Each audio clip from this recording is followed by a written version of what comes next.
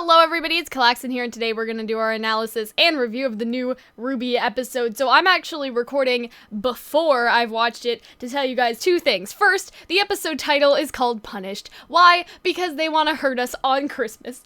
Anyway, I also think Crow is gonna die. I wanted to get that out of the way before we started the video. Thank you to Huntsman Tier Edwin for supporting us on Patreon. And yeah, those are kind of my two thoughts before we go into the episode, and then we will see you when we get back. Alright everybody, we're back. I did the intro before we watched the episode, now we watched the episode, and now we gotta talk. Also, Hunter asked why I'm playing as Pyrrha. It's because, death. Nobody died, not yet, but we'll talk about that. Alright, so let's start with baby Ozpin. So, this turns out it's not Ozpin from the future. This is some random kid that, Ozpin just possessed because he felt like it.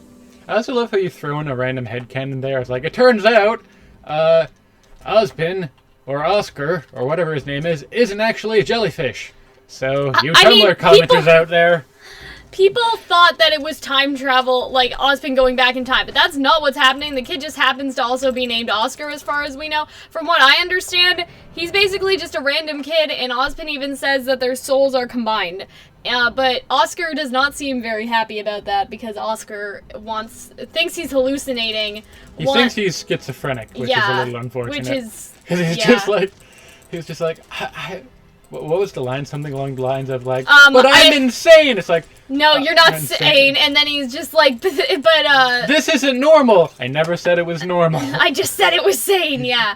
Or whatever he said. I like sassy Ozpin. I dig it. I mean, Ozpin, he really does have that Wizard of Oz character. Like, I don't know how many of you guys have listened to the Wicked soundtrack, but in that, the wizard is kind of like this cheeky car salesman con artist. And not that Ozpin's like that, but Ozpin has that same kind of almost teasing in this episode. You know what I mean? Yeah, he's like sassy. It's that kind of like cheeky sass, like that the wizard has, even I guess in the original Wizard of Oz.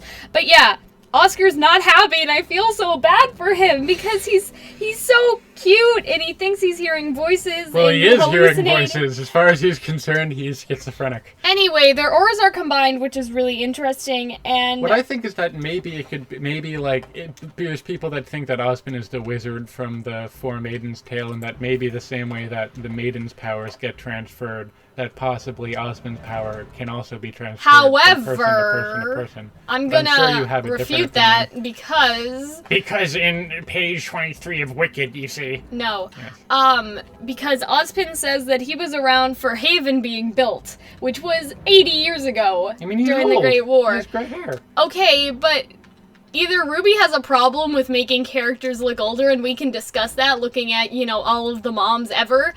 But yeah, there's a high population of MILFs in this show. But I think that maybe Ozpin is not 80 years old, and instead he's just kind of immortal. Okay, so two differing viewpoints. I think that Ozpin didn't expect to die, and this is why their auras fused together. You know what I mean? Like, it was an emergency sort of situation. So I'm putting myself down for the transfer of power, like Four Maidens-esque.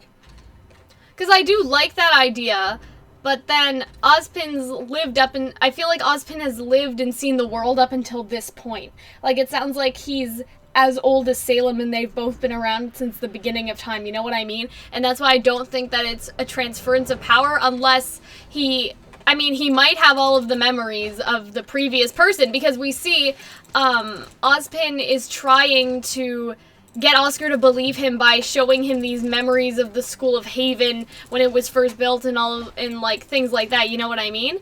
And so you're right, if it was passed down, maybe Ozpin has just learned to fuse with the original wizard, you know what I mean? Like, they have become one in that sense, but at the same time, I think that Ozpin's just the original wizard, or maybe the original wizard took over Ozpin's body, if that makes sense. Like, because we see now Ozpin is inside of Oscar's thoughts and sort of possessing him, but maybe eventually there was this full possession. But he also mentions how he was chosen as well in that same scene. Yeah.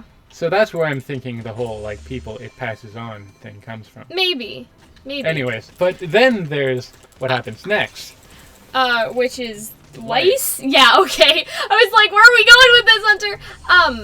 But just one more thing about the Oscar thing. His mom sounds exactly like the mom in Kingdom Hearts. And so I'm just like, yeah, we're never gonna see Oscar's mom because Sora's mom was never seen on screen. Like, she just called him for dinner and they never saw each other again. It's exactly the same, almost. What was I gonna say? Yeah, so I guess you are right, Hunter. It might have been a passed down thing, but what I mean is that if that's the case, I think that Ozpin has just fused with the original wizard so much that they take on the exact same memories. Watch out. Or that I was looking at, that Salem recognizes that he has enough to be able to talk to him about things from the beginning of time. You know what I'm saying? Mm-hmm. I mean, there may be some truth to that too. Anyway, I'm Weiss. not done. I haven't talked about Ozpin. You see in page 482 of Wicked. I haven't mentioned Wicked. Okay, I did a little bit. Yes, you did. But yeah, what I mean is that Salem has recognized that the original wizard soul is in Ozpin's body, and they've like kind of come as one sort of situation. And so maybe that's why it's Ozpin's soul now and not the original wizard, right? Because you'd think that if the power's getting transferred, the original wizard would be like, sup peeps, like, my old host died, so gotta say hi. No, obviously they form some kind of bond over their, choosing situation. You know what I'm trying to say? Anyway, now we can talk about Weiss, if that's what you really want to do. Can you flip my page for me? My pages are not all over the place. I only used 2 this time. Alright, so Oscar is my baby. We talked about that. Weiss is in trouble. Her dad was, like, totally aerialing her, as in, like, in, like, Little Mermaid, when King Triton's like, you deliberately disobeyed me. You are not to go to the surface again. Do you understand? Have one Disney reference down and one Kingdom Hearts reference down. Okay, I think we're good. Now, yeah, so the father yells at her. Papa Schnee. Yeah, and Jock, and she lays down the law. She's like, listen, this isn't your legacy to uphold. You married into the family. And he hits her. Yeah, smacks her. And so, whoever in my comment section said that Jock was not abusive, because someone in my comment section tried to justify the fact that she was thrown by, like, hey, back in my day, we were smacked with rulers. No, he hit her across the face. Like, all bets are off. Like, he is an abusive parent. I would not hit my children. Anyway, that aside... For your hypothetical children. I know. That aside, Weiss does, she says a lot of things, and he does hit her, but she basically... She's not taking that shit. Like, I don't think she even cares at this point that she's not the heiress anymore, because that's what he says. He says that he's gonna tell this narrative to everyone that she suffered so much trauma at Beacon, like, she can't possibly leave the house anymore. Like, he's trying to keep her under house arrest, and that's what made me think, like, what if he's done the same to Mama Schnee, too, right? Yeah. And she just wasn't... And he also just couldn't fight it, right? How you can't just run away like Winter did, so I feel like he's kicking himself for letting Winter run away and join Alphys' military. And now he's... Which, that's really bizarre. You're really strict when people, like, leave you and join the military because the military is preferable than living in your household. Here's the thing, right? It's that,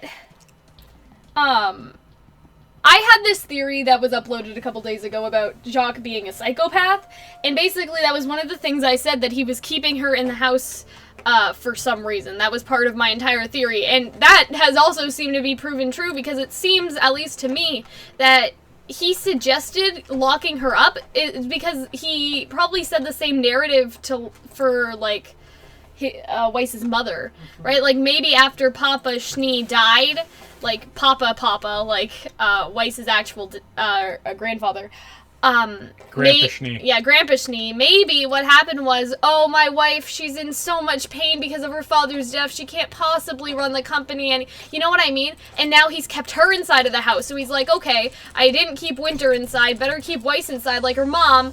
You know what I'm trying to say, Hunter? Like, would you agree that that's kind of where that's going? Yeah, I think my theory was spot on. Well, I mean, it doesn't take a genius to think that maybe Papa Schnee's a bit of an asshole. Oh, thanks, Hunter, for removing my smartness. Yeah. Anyway, so he's trying to keep her here, but obviously that's not working. And then he also says, until he drops sort of the bomb, which do you have something? which is like not being the heiress Yeah, anymore. so she is no longer the heiress, and that has moved to Whitley, and that's what I was saying all along, that Whitley was trying to steal the title of heir and all that stuff. Like, remember Hunter? Because I remember. I mean, I think I agreed with you. What I was gonna say though, he looks evil. He does, and people are trying to defend him like, no, he hasn't done anything yet. And I'm like, no, we saw by his face that he was evil from the beginning. Like, you should have listened. But there was also that person who thought Ruby and Crow would bang, and so sometimes people are just very wrong. Okay, I understand. Anyway, I was just gonna say that he is basically gonna order the staff to keep her inside, but I was like, hey, you know who's not gonna listen to that? Klein. And so I thought maybe Klein would help her escape, but... But when she learns this and talks to Whitley, and Whitley's like, suck my dick. Yeah, he doesn't listen say to that. Dad. But he in his eyes... He looks evil! He was smiling and he leaned forward and did that eye thing, and I was like, no, boo. Like, no, boo. No. And so she close slams the door, does like the Disney princess, no! Yeah, she does the full throw on the bed kind of sob, no! Like Weiss. And then it cuts to an image, I swear to God, is probably straight out of like Sleeping Beauty. Of her like lying on the bed and crying, and on the bed and crying, and in the background you see the window, and I'm like, so help me God, if a fairy godmother comes out of that window, okay, but I'm she's gonna shit not myself. fucking Cinderella. But there's no fairy godmother. She sees an airship, and she's she like, gets a look on her face, and she's like, oh, and she pulls remember out how we were Myrtle talking Master, about? And I think Ironwood's gonna Yes! That's what I was just gonna say. Okay, I'm not trying to talk over Hunter this time, I'm just really excited. It's not because Hunter's saying anything wrong, I think we're in total agreement. We were talking about, in that psychopath video, in the comment section, how we wanted James, Ironwood, to basically whisk Weiss away, and Weiss's mom. And some people actually were like, hey, you know what should happen? Like, Weiss's mom should leave Jacques for Ironwood, and I was like, A+. Yes. I support that. That would have been a great... No, I hope we see Weiss's mother. Yeah, I hope Weiss's mom is like some badass huntress. Well, that's what I'm she's hoping. Drunk. Well, I mean, so is Crow, and he's pretty good. So here's what I think is going on. I think that either those airships are Winter coming back, and so she is gonna, quote-unquote, side with Winter and get taken away, or she's gonna contact Ironwood, and Ironwood's gonna help her out. Because I think she sees those things of Ironwood, then she pulls out her sword, her weapon, and then she does, like, her little, and it's like, yeah, now she's ready. Here's also what I think, though. I think that she's gonna jump out the window. Because she barricaded the door. Yeah, it looked like she was gonna that's where she was going. So I think this is what's gonna happen. She's gonna jump on the window, she's gonna wave down Ironwood, and Ironwood's gonna make sure to get her out. You know what I mean? Because if Ironwood sees like an SOS flag or whatever she's gonna do, he might come up to the window and take her away. At least that's what I think's gonna happen. Would that be a good guess? Mm-hmm. Also, yeah, for all the people that said Whitley wasn't evil, you're wrong. That was the best Christmas present I could ever ask for Rooster Teeth, was Weiss kicking ass, okay? But she didn't really kick ass. I mean, she did with her words. No, she got her ass kicked, and then she's like, nah, resolve, I'm gonna do the ass kicking later on. But when she said, this isn't your legacy to make because you married into the family, like, that was the most executed drag I had ever seen in my entire life. You know what I mean? Like, it was so good. It's just all of her language was so strong, and that makes me so proud of Weiss. Of a fictional character. Yes. Because, yeah, you're right, Hunter. She kind of, like, her dad kind of, said what he said, but she made some strong points. She didn't back down, and now she's leaving. She's not going to listen to him. You know what I mean? And so I think, yeah, she did verbal ass kicking. She verbally ass kicked. I was about to say, we may have different views on what ass kicking is. I loved her writing. So back to literal ass kicking. Yeah, alright, so want to flip the page for me? Ironwood, Crow fights Tyrion! Yeah. I thought I was excited for the Tyrion-RWBY fight. Turns out I'm even more excited for the Crow and Tyrion fight, because it was amazing. It was amazing. Everything, I can't even go into detail because I don't know how to explain it. Just how it was choreographed, I guess, was amazing. You could see two different styles that at all times Tyrion seemed to be fully enjoying himself. Yeah. And Crow seems to be... sorry. Anyway. And Crow seems to be, working very hard. Sort of serious and very stylized. He does have this sort of smirk on his face, though, like, you're not gonna win sort of thing. Like, I don't want to say that Crow's cocky, because I don't think he is, but it was a little bit cocky. So, like, a little bit. So, I do want to interject, though, with the fact that he kept telling Ruby and the others to stay away, and they were getting in the way. Like, none of them did anything helpful. At one point, Ruby just starts shooting, and then... And then it misses? No, Tyrion just offhandedly starts swatting away the bullets with his tail. It was bad. Ruby's bad. Anyway. So big things that happen. Ruby, Tyrion, and Crow, their aura breaks all at the same time, and so like, oh, shit's getting serious. Who's gonna die? Yeah. And then... Crow got slashed. Slashed by Tyrion. Stinger. And then Ruby takes that opportunity to cut his tail off. Oh my god. And also, but then Tyrion just flips and just says, "You bitch!" And I'm like, "That's my god, that was amazing." I was surprised. Ruby has never sworn before, yeah, like that any show of the characters, never... right? Like Galinda almost said dicks once, but like that's not anything. Yes, but that's nothing. But like, oh my god, I did not expect that. That was the most mouth-dropping moment of the entire. Oh my god, Hunter, like. You guys can't see me, okay? And that's why I think when we get back, we're gonna do face cam when we do this. No, just for me, not for you. Nobody wants to see your face, Hunter. But, like, you guys just don't understand. You're in some bullshit beret right now. I am. You woke up 5 minutes ago. I don't want to goddamn hear it. Continue. It's Christmas Eve, guys, and so I have a hair thing over my head to keep my, like, curling things in or whatever else I need to do. Don't ever say that I don't do crap for you because I showed up in this place Christmas Eve. Anyway, so yeah, the fight scene was amazing, and Crow's gonna die. Alright? Crow is going to die. He was poisoned. He's gonna die. Unless he has some magical bullshit that'll turn him into a bird and somehow birds don't care about scorpion poison, he's gonna die. I don't think Crow is gonna die. And then, Tyrion got his tail cut off and he seems to be like, oh, no, she'll forgive me. Tyrion's gonna die. So we don't know if Salem is gonna turn Tyrion into like a Grim. Newt or something. Yeah. So we don't know what's gonna happen after that. And so everyone sort of piles in on Crow. It's like, what's wrong? What's wrong? Are you going to be okay? It's like, nah, I'll be okay. He's not going to be okay. He was bleeding. And then Ruby says something along the lines of, what do we do now? And then she says, that's not it. She says, Uncle Crow, what's going on? Because everybody keeps asking, Jean says, why are people chasing after Ruby? How did you get here so fast? Like, what happened? Like, all of that stuff. And then Crow just kind of has this look on his face, and I don't want to say it's a smirk, but he just kind of looks at her, and then... No, it's smirk. It seemed very lighthearted. And then he says, what's your favorite fairy tale? Which nobody can decipher what that means. No, okay, so I think my theory is that he's referencing... The Four Maidens. The Four Maidens. So I don't think Ruby has a strong understanding of the Four Maidens. So maybe... Fairy tales haven't been mentioned other than the Silver Eye tale and the Maiden story. So unless Silver Eyes is her favorite, which I don't think it is, because she hadn't heard it before until Crow told her at the end of Volume 3, then maybe it is the Maiden story. So I think it'll be the Maiden. But maybe there's some parts in the Maidens that he'll add, because Ruby doesn't know about Salem, and this is the first time that Salem was mentioned in front of Ruby. Yeah. By Crow. So by Crow and by Tyrion last episode, the goddess thing, right? but never actually by name. So that's what I'm thinking. He's gonna tell her more about maybe the Maiden, stuff like that. Maybe more about Salem, because we really don't know a whole lot about her. I want to agree. Taking pot shots on that Ursula I don't know. That Ursula Hunter. I don't know what else it could be. Unless it's a new fairy tale that we don't know yet. Because that's what so I think it'll be about Salem.